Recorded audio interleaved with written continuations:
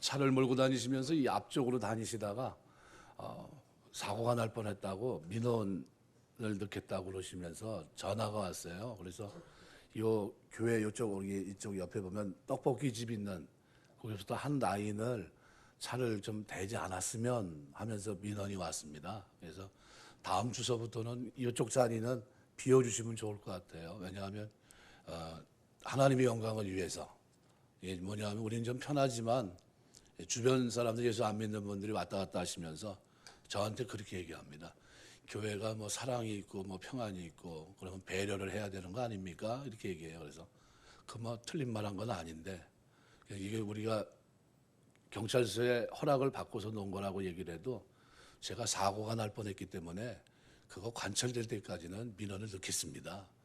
이렇게 얘기하더라고요. 그래서 싸움은 교회가 손해고 하나님 영광 가리는 거고 혹시 또 그 영혼을 하나님 구원하실지도 모르는데 그래서 다음 주서부터는 이 떡볶이 그 라인에는 주차를 안 하게 됐으면 좋겠다 이렇게 싶어요. 이런 관심을 가지시고 이제 주차하시는 분들도 거기는 대지 마시고 웬만하면 학교에다가 가서 대시고 오시면 좋을 것 같아요. 그렇게 하시길 부탁드립니다. 그래야 또 욕을 안 먹으니까 다 하나님의 영광을 위해 하라고 했는데 덕을 끼치고 이렇게 해야 되지 않겠나 생각이 됩니다. 읽은 말씀을 중심으로 해서 이 한 해가 시작됐고 하나님 영광에 살아가야 되는데 하나님이 싫어하는 일이 있습니다. 하나님이 굉장히 싫어하시고 뭐 문둥병자가 되게 할 정도로 강하게 대처하시는 그런 장면들이 있습니다. 그래서 오늘 저는 레위기 13장 말씀을 가지고 부정한 사람이란 말씀의 제목을 가지고 생각하면서 은혜를 나누려고 합니다. 문둥병으로 판병된 사람들에게 취해야 될 처신에 대한 말씀입니다. 제사장이 7일 동안 주의 깊게 관찰하고 그래도 확신이 없으면 다시 7일간 감금하고 조사하고 판결합니다. 일단 문둥병이라 판정이 되면 옷을 찢고 머리를 푸는데 옷을 찢는 이것은 다 찢어버립니다. 이것은 극도의 슬픔과 애통을 표현한 것인데 사람이 죽었을 때 그렇게 했고 그 이유는 문둥병으로 있는 동안 죽은 자와 같이 여겼기 때문입니다. 윗 입술을 가리우고 부정하다 부정하다 외쳐야 됩니다. 하나님과 사람 앞에서 자신이 부끄러운 존재가 되었다는 것을 행동으로 표현하기 위해서입니다. 사람들이 자기에게 접근해 오지 못하도록 부정하다고 외쳐야 됩니다. 그래서 유대 랍비들은 만약에 문둥병자들이 집안에 들어가면 그 집안에 있는 모든 것들은 다 오염됐다라고 가르쳤습니다. 혼자서 이스라엘 사람들이 사는 지역을 떠나 홀로 살아야 됩니다. 종교상 하나님의 진노의 병이기 때문에 죄의 결과로 생각했고 이것은 동정의 대상이 되지 못했습니다. 결코 하나님이 용서하지 않았다는 거죠. 성경에서 하나님의 진노하심으로 문둥이가 돼서 부정하다 부정하다 외쳐했던 사람이 세 종류의 사람이 있습니다. 저들은 왜 부정한 사람이 되었는가? 하나님 왜 그들을 용서하지 않았는가? 이것을 우리가 생각해 보면서 우리의 삶을 돌아보고 혹시 나에게 그런 면이 있었다고 한다면 금년 한 해 시작할 때 말끔하게 정리하시고 하나님 앞에 하나님을 섬기게 되시길 주의 이름으로 축원합니다. 세 가지는 우리가 이 기원을 주보에 기록한 그대로입니다. 첫 번째가 탐심입니다. 탐심, 두 번째는 비방, 세 번째는 교만인데 이 탐심은 열왕기하 5장 말씀에 보면 아람 나라 군대 장관 나하만이라고 하는 사람이 문둥병을 고치려고 이스라엘 엘리사 선지자를 찾아옵니다. 엘리사는 나가서 마중 나가질 않고 집에 있으면서 몇 마디 말만 해요. 요단강에 가서 7번 몸을 잠그고 씻으라는 겁니다. 그럼 병이 나을 거라고 얘기해요.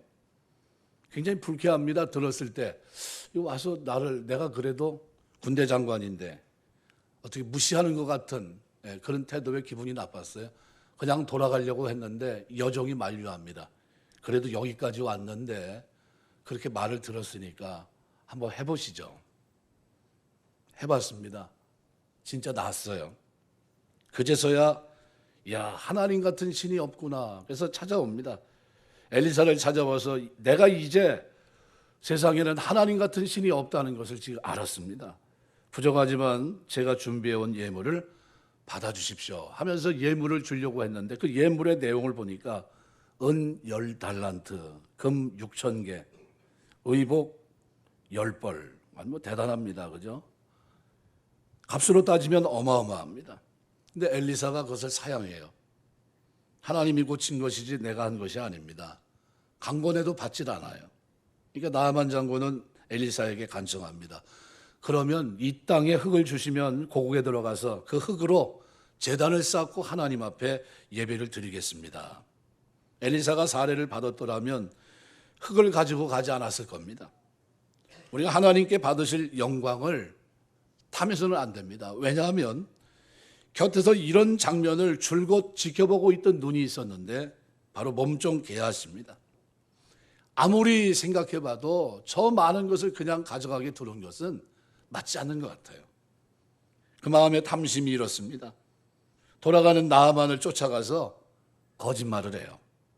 우리 주인이 나를 보내시면서 선지자 생도 중에 두 소년이 에브라임 산지에 왔는데 청건 때 은 1달란트와 옷 2벌 달라고 하십니다.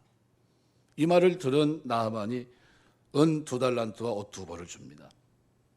그래서 집에 숨겨놨습니다. 아무 일이 없었던 것처럼 엘리사에게 나타나요.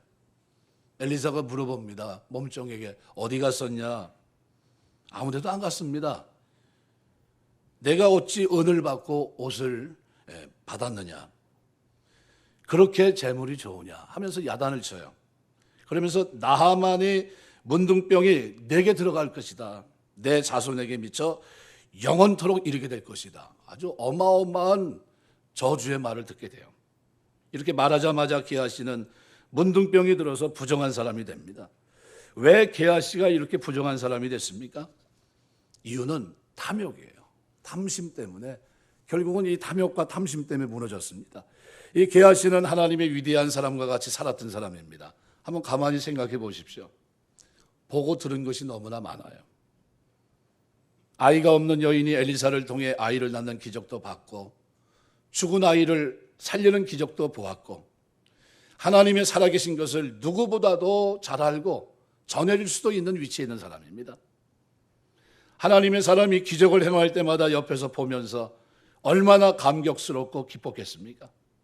그런데 그런 은혜의 분위기 속에 살았지만 게하시는 아직 육의 사람을 벗어나지는 못한 것 같습니다. 골로새서 3장 5절 말씀에 보면 그러므로 땅에 있는 지체를 죽이라 곧 음란과 부정과 사욕과 악한 정욕과 탐심이니 탐심은 우상숭배니라. 교회 나오고 직분을 얻고 봉사해도 성령 안에서 살아가야 되는데 육에 속하게 되면 육신의 생각이 우선이고 하나님 말씀의 법을 순종치 아니합니다. 결국은 죄의 종로로 탄다 그런 말입니다. 게하시의 잘못이 뭐냐 하면 거짓말해서 은 2달란트, 옷 2벌 받은 것 이게 문제입니까? 이 죄 때문에 문둥병을 주셨다면 그것은 자손대대 이르도록 문둥병을 주셨다고 한다면 이거는 너무 과한 처분이 아닙니까? 게하시가 가진 것은 처음에 나아만이 엘리사에게 주려고 했던 것에 비하면 너무 작은 거예요. 그러나 생각해보면 결코 그렇지 않습니다. 왜냐하면 그 예물은 엘리사에게 거절됐다 할지라도 이미 하나님께 바쳐진 것이기 때문에 사실은 하나님의 것입니다. 하나님의 것을 가지려고 하는 것 자체가 사실은 탐심입니다. 말씀을 떠나면서까지 재물을 모으려고 하는 것은 탐심이에요. 그래서 탐심은 우상숭배입니다. 열왕기하 5장 20절 보시면 게하시가 이렇게 말해요. 내가 쫓아가서 취하리라. 하나님의 사람 엘리사의 산 게하시가 스스로 이르되 내 주인이 이 아람 사람 나아만에게 면하여 주고 그가 가지고 온 것을 그의 손에서 받지 아니하였도다. 여호와께 살아계심을 두고 맹세하노니 내가 그를 쫓아가서 무엇이든지 그에게서 받으리라. 누구한테 맹세합니까? 하나님 앞에 맹세해요. 그리고 자기가 가서 어떻게 해요? 가져오겠다는 겁니다. 구체적이고 적극적인 계획도 세웁니다. 마치 가룟 유다가 예수님을 밟려고 기회를 찾았던 것하고 똑같습니다. 마태복음 26장 14절에서 16절까지 기록한 대로 열둘 중 하나인 가룟 유다라는 자가 대제사장에 가서 말하되 내가 예수를 너에게 넘겨주리니 얼마나 주려느냐 하니 그들이 은 30을 달아주거늘 그가 그때부터 예수를 넘겨줄 기회를 찾더라. 뭐 때문에요? 탐심, 탐욕 때문에. 기하시는 도적질을 하면서 하나님께 맹세까지 했습니다.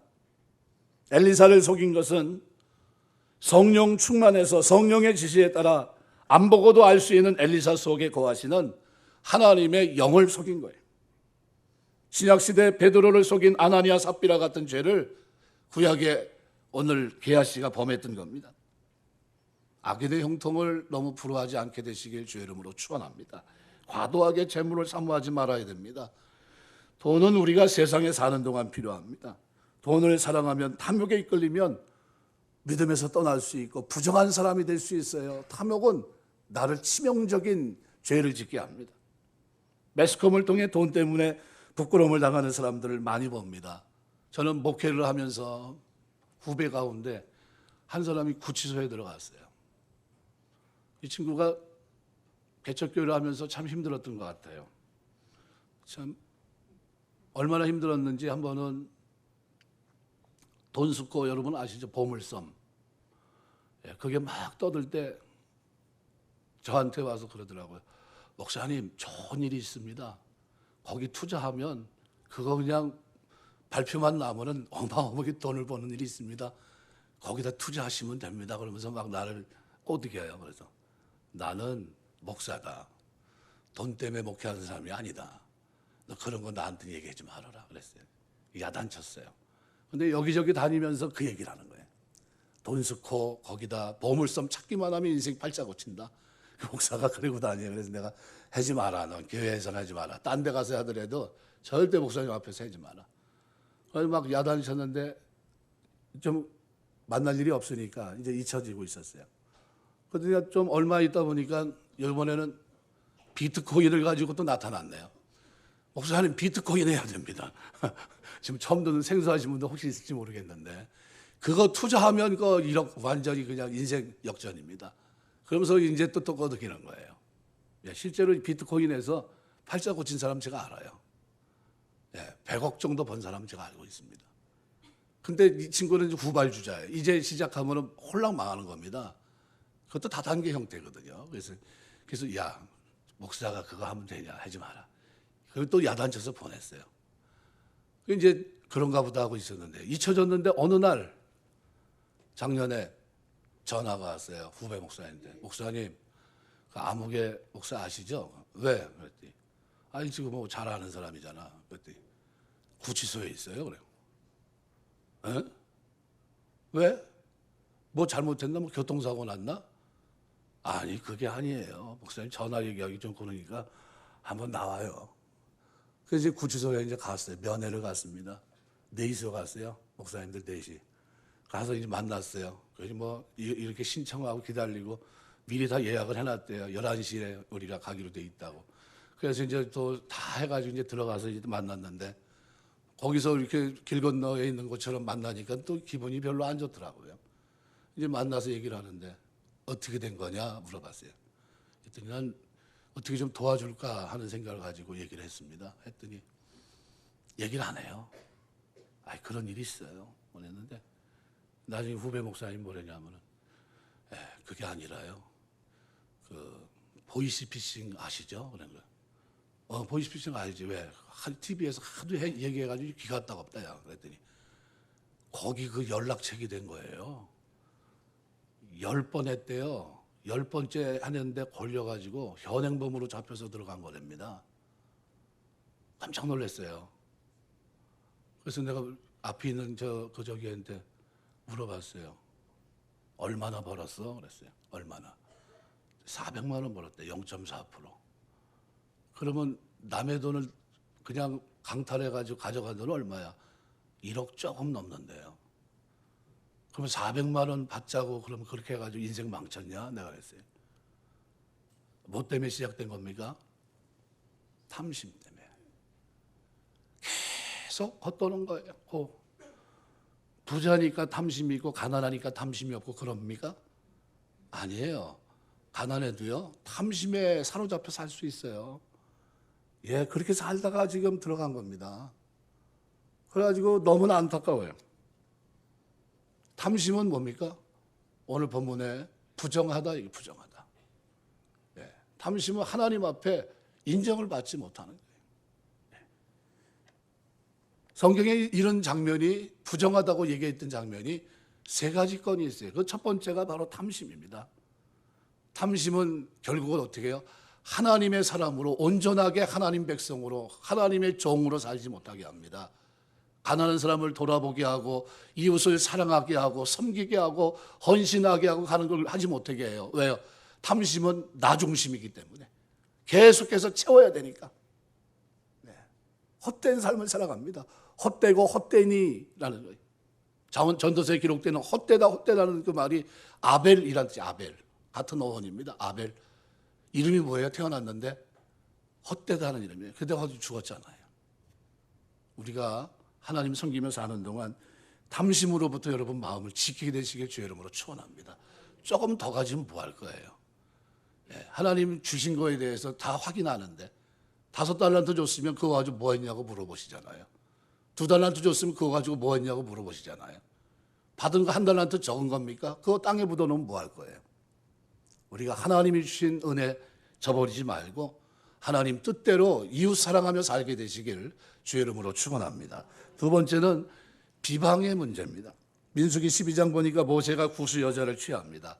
그랬더니 비방하기 시작해요. 미리암과 아론이 비방했는데 민수기 12장 8절에서 10절까지 보시면 이렇게 말합니다.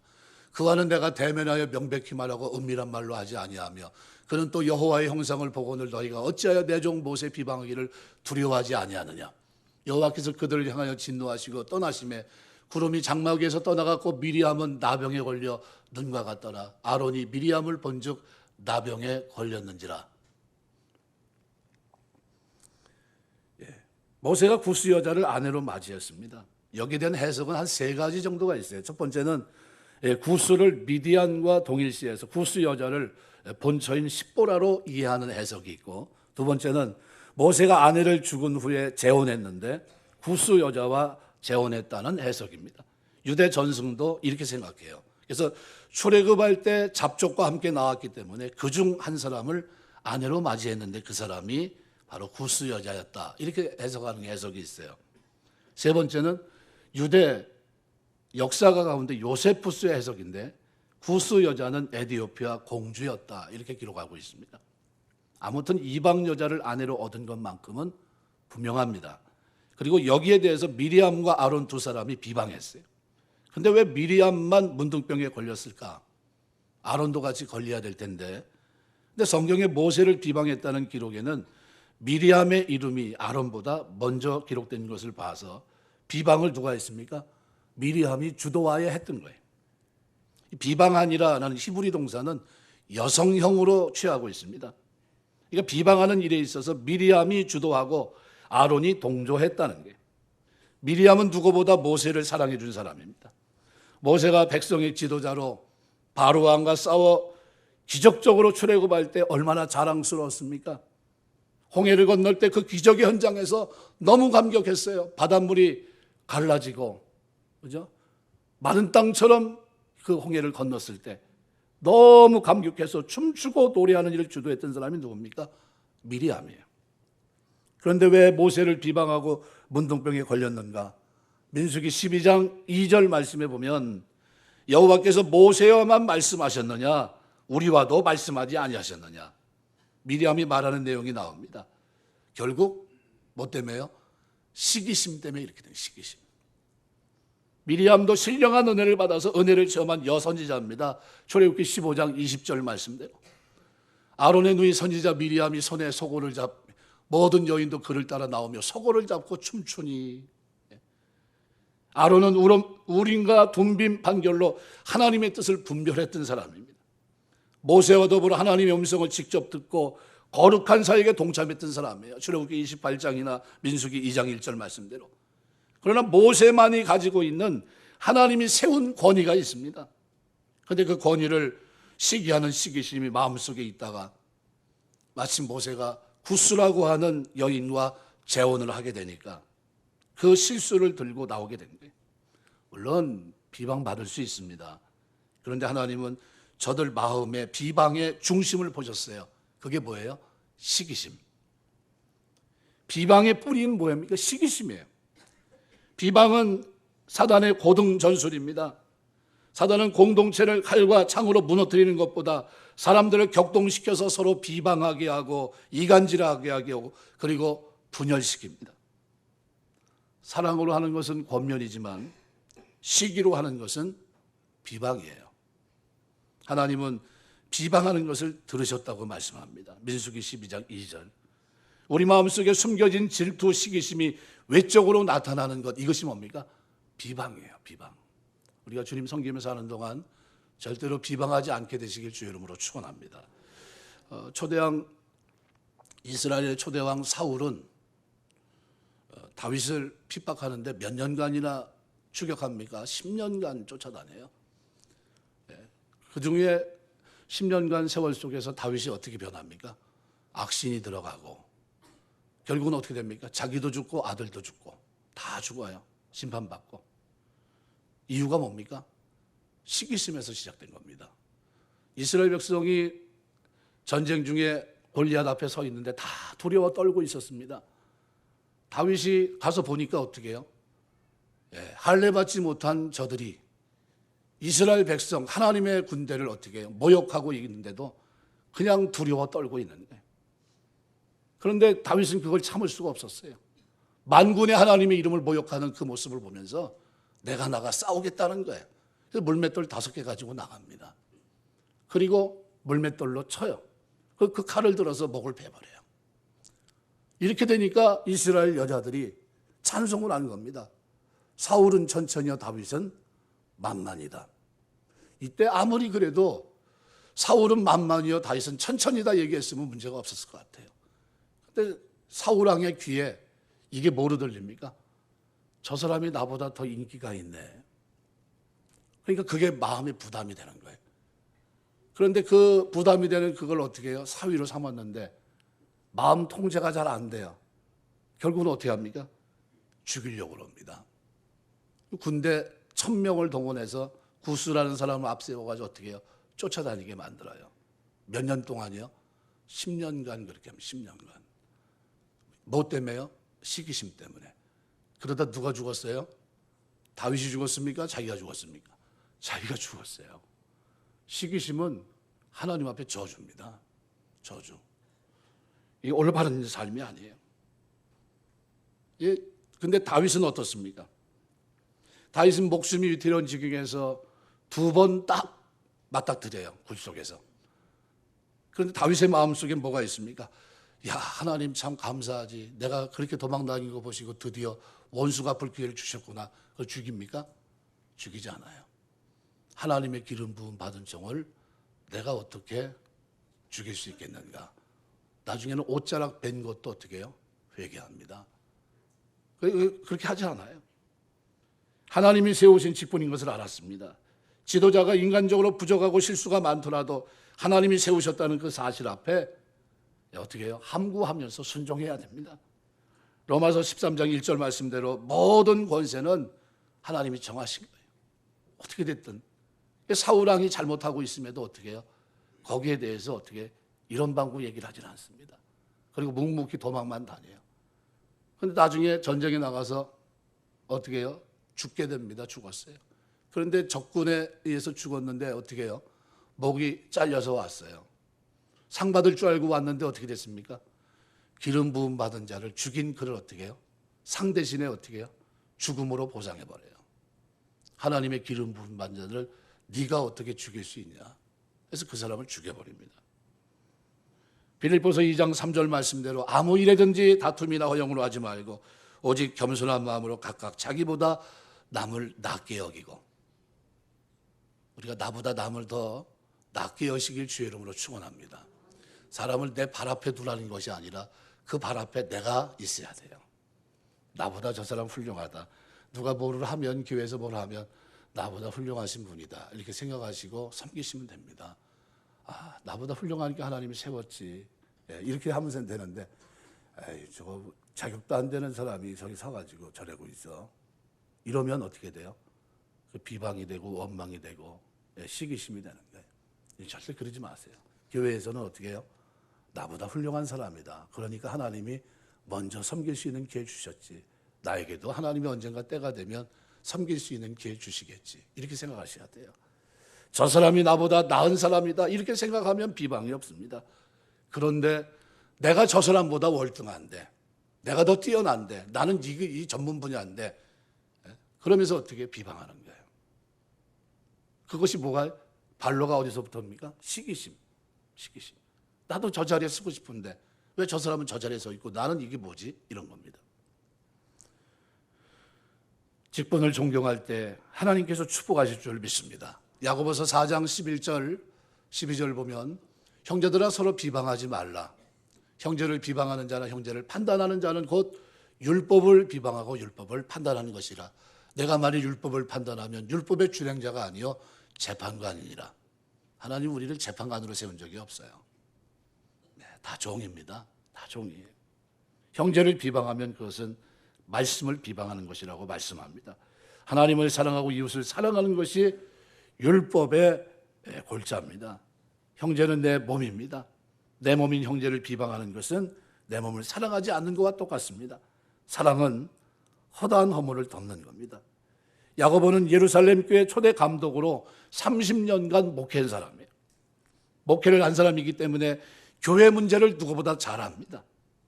그래서 야고보서의 강조점은 믿음과 행위의 문제예요. 믿음이 있는데 왜 행위로 나타나지 않느냐? 왜 행위가 수반되지 않느냐는 거예요. 말에 대해서 강조합니다. 말이란 할 줄도 알고 받아들일 줄도 알아야 된다는 거예요. 함부로 말을 해서 남의 신앙에 상처를 입히면 그것은 말을 잘못 사용한 겁니다. 우리는 온전하지 못해요. 그래서 실수하고 상처를 줄 때가 많습니다. 하지만 하나님 앞에 정죄받는 건 뭡니까? 바로 비방이에요. 시기심에서 시작된 이 비방은 문둥병과 똑같은 거예요. 하나님 앞에 인정을 받지 못합니다. 내치는 거예요. 미리암이 그 하나님의 능력의 자리에 있었고, 그죠? 홍해를 가르는 그 자리에서 하나님을 찬송하며 주도했던 사람이지만, 그런데 그가 시기심에서 비방할 때 하나님은 그를 문둥병으로 치셨던 겁니다. 오늘 우리가 하나님의 교회뿐만 아니라 어느 곳, 어느 단체에서 뭘 섬기든지 여러분이 시기하지 않는, 오히려 저 사람을 존중히 여길 수 있는 그러한 모습이 되시길 주의 이름으로 축원합니다. 마지막으로 오늘 본문에는 교만에 대해서 얘기합니다. 역대하 26장에 보면 우시야 왕에 대해서 말합니다. 열왕기하 15장에서도 아사랴 왕에 대해서 말합니다. 똑같은 사람입니다. 우시야나 아사랴는 똑같은 사람인데 이름이 두 가지로 불립니다. 여러 해석이 있는데 하나는 왕의 이름이고 하나는 본명입니다. 역대 많은 왕들이 등극하면 이름을 바꿨다고 하는 점이 이 추측을 가능하게 합니다. 아사랴가 9번 나오고 우시야는 22번 성경이 기록된 것으로 보아 우시야가 왕명이고 아사랴가 본명이다 이렇게 생각합니다. 이 왕은 16세가 되어서 왕이 됩니다. 52년 동안 유다를 다스리면서 강대국을 만듭니다. 정직하게 행했고 하나님의 묵시를 잘 아는 선지자를 가정교사로 뒀고 함께 생활하면서 말씀을 가지고 하나님의 나라를 다스렸고 진짜 부족함이 없습니다. 하나님은 그를 형통케 하셨습니다. 군대 확장과 국토개발과 농업을 장려해 부강한 나라가 됐고 그랬던 그가 말년에 가서 마음이 교만해져서 세상적인 권력 부로는 만족하지 못하고 제사장이 하는 직무를 하려고 성소에 들어가 분향하려고 할 때 제사장이 달려갑니다. 하지 못하게 말렸습니다. 그런데도 화를 내며 분향하려다가 문둥병이 됩니다. 강제로 내어 쫓깁니다. 결국 별궁에 살다 죽어서 왕실의 묘에도 들어가지 못하는 처참한 신사가 되고 맙니다. 52년간 형통했던 왕이 말년에 왜 이렇게 비참해졌습니까? 역대하 26장 16절은 여기에 대해서 이렇게 대답합니다. 저가 강성하였음에 그 마음이 교만하여 악을 행하여 그 하나님 여호와께 범죄하되. 누구한테 범죄했어요? 하나님께. 근데 하나님께 어떤 죄? 마음으로 교만했다는 거예요. 마음으로. 교만이었습니다. 교만은 패망의 선봉이고 하나님이 넘어짐의 앞잡이라고 얘기했어요. 하나님 물리친다고 야고보 4장 6절은 말하고 있고 하나님이 교만한 자를 대적하시고 겸손한 자에게 은혜를 주신다고 베드로전서 5장 5절은 말씀합니다. 우시야라는 이름이 뭡니까? 여호와가 나의 힘이란데 아사랴는 뭡니까? 여호와께서 도우셨다는 거예요. 이렇게 이름 자체가 어떻게 해요? 왕명도 좋고 이름도 좋고 말 그대로 하나님이 나의 힘이고 하나님이 나를 도우셨다고 얘기하며 진짜 승승장구하며 한평생 살아갔던 그 사람이 말년에 어떻게 해요? 마음으로 교만해서 분양하려고 하다가 문둥병자가 되고 하나님 앞에 버림받아요. 열왕기하 15장 3절 이하에 보면 아사랴가 그 붙인 아마사의 모든 행위대로 여호와 보시기에 정직히 행하였으나 오직 산당은 제하지 아니하였으므로 백성이 오히려 그 산당에서 제사를 드리며 분향하였고 여호와께서 왕을 치셨으므로 그 죽는 날까지 문둥이가 되어 별궁에 거하고 이렇게 얘기합니다. 백성들이 산당에서 분향했고 왕은 성전에서 분향하려다가 문둥이가 됐습니다. 문제는 산당이에요. 산당.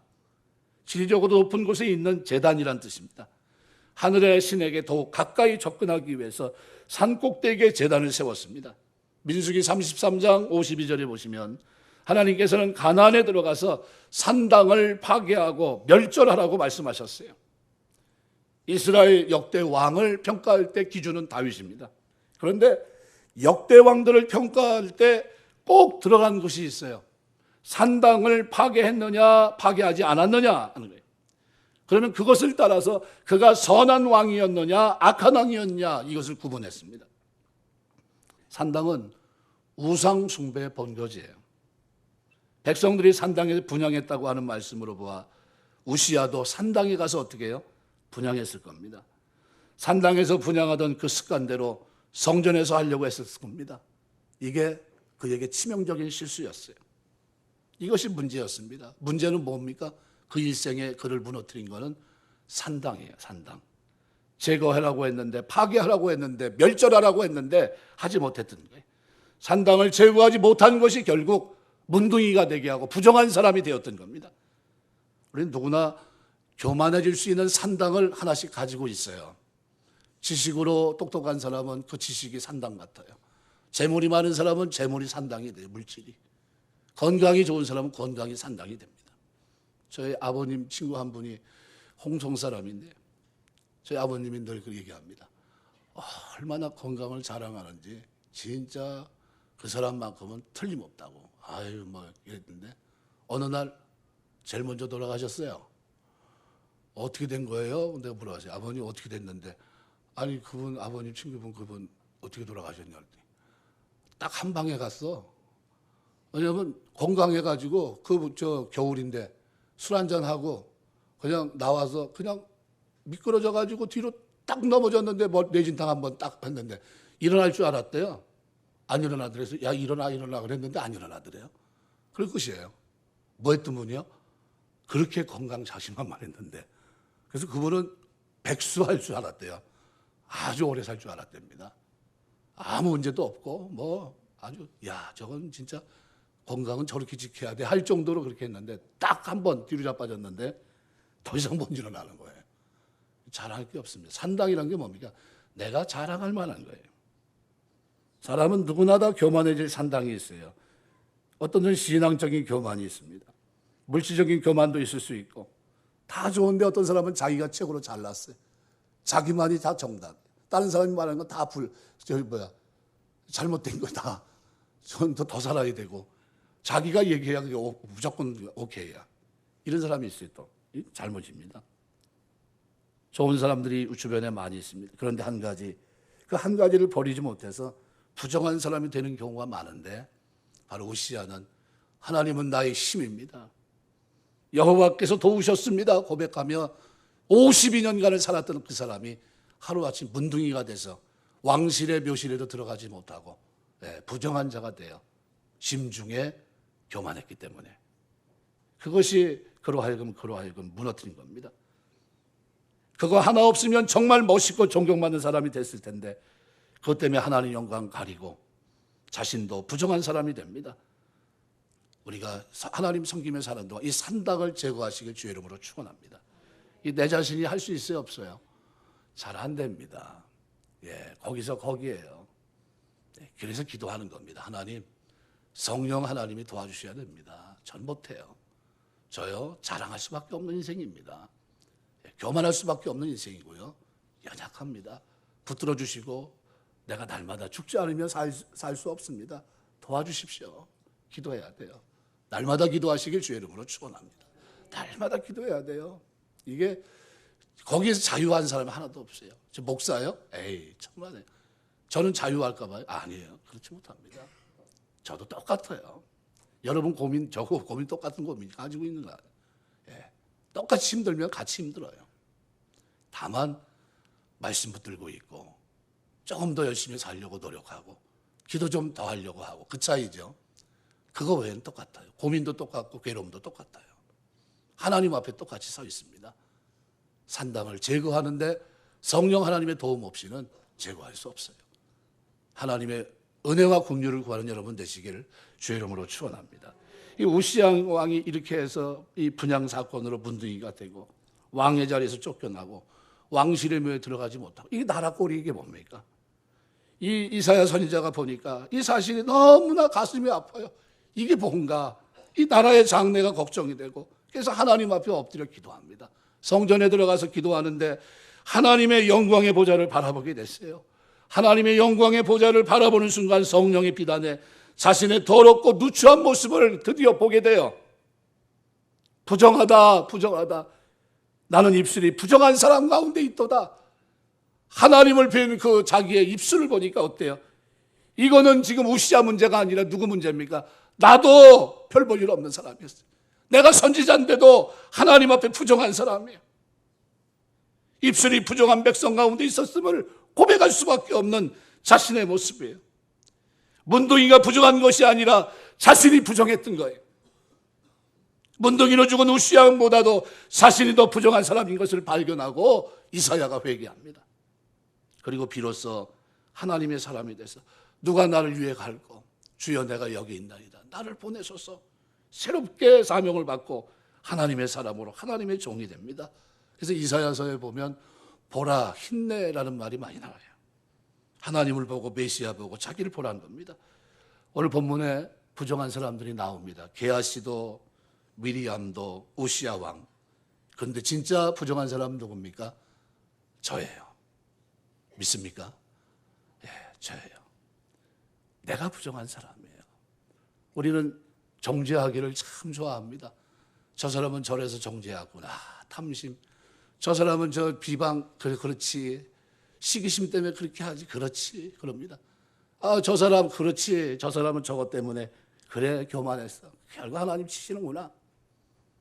그런데 정작 나는 어떻게 해요? 나는 로맨스예요. 저 사람들은 죄인이고.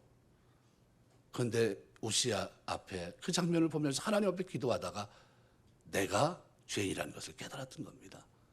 우리가 금년 안에 살 때 하나님 앞에 인정받지 못하는 이 세 가지 잊지 않고 살았으면 좋겠어요.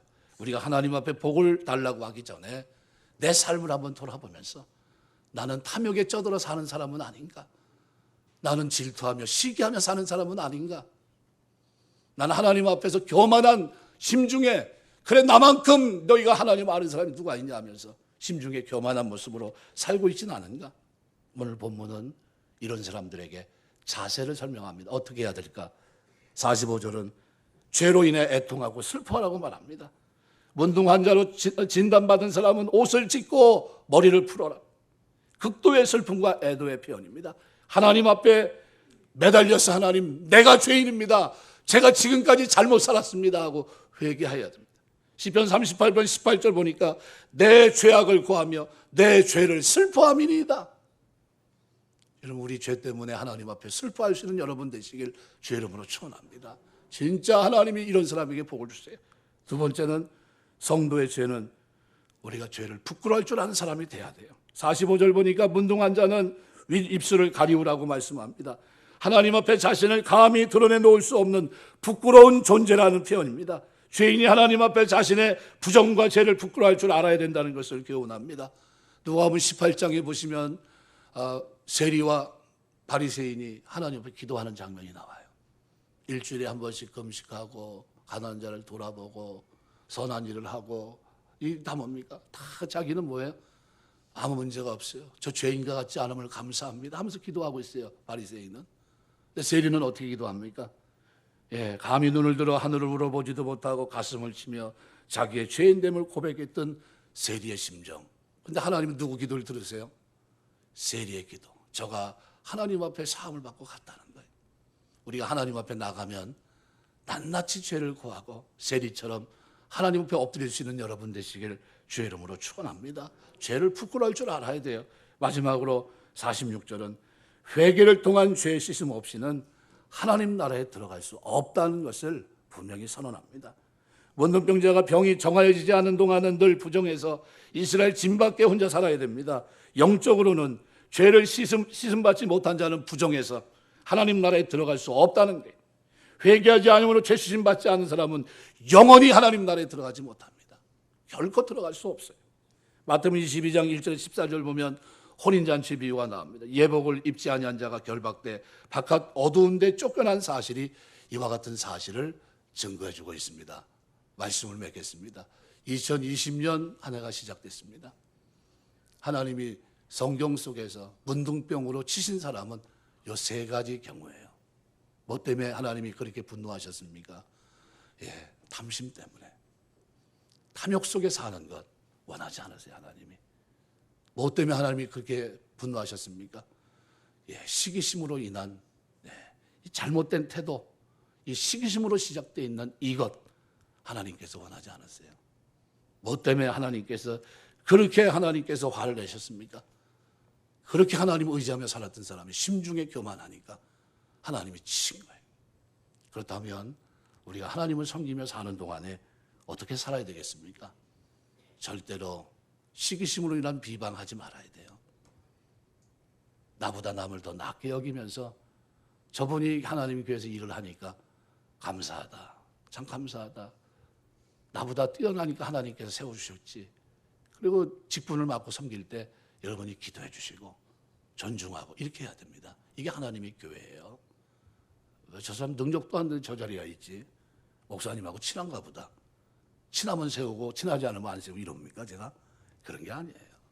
기도하면서 세울 분 세우고 꼭 필요한 분들이 세워진 겁니다. 여러분이 서로 기도해 주면서 비방하지 말고 그 다음에 여러분이 하나님 섬기며 사는 동안 하나님은 우리에게 어떤 분입니까? 우시야 왕 말대로 여호와는 나의 힘이에요.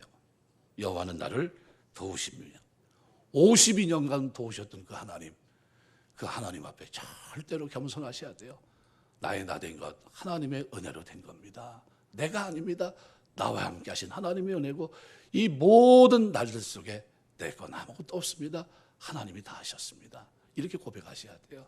마지막 순간 거칠 것이 없으니까 왕이니까 산당에서 있었던 그 모습 가지고 감히 하나님의 교회를 어떻게 해요? 우습게 여기고 짐중에 교만함으로 제사장이 하려고 했던 그것 말리는데도 어떻게 해요? 거침없이 나갔다가 결국은 하나님 앞에 심판받았던 문둥이가 됐던 그 장면을 우리가 기억하면서 하나님의 교회에서는 첫째도 겸손이고 어거스틴이 말한 대로 둘째도 겸손이고 셋째도 겸손하셔야 돼요. 왜요? 주인이 하나님이시기 때문에. 우리가 주님 섬기며 사는 동안 이와 같은 모습으로 주님 섬길 때 하나님 우리에게 은혜 주실 줄 믿습니다. 잘못된 것 반드시 제거하시고 우리가 하나님 앞에 기도하며 나아갈 때마다 52년간 축복하신 그 하나님, 힘이 되시고 도우신 하나님이 금년 안에 여러분에게 힘이 되시고 도우시는 놀라운 역사가 있게 되시길 주의 이름으로 축원합니다. 기도하겠습니다.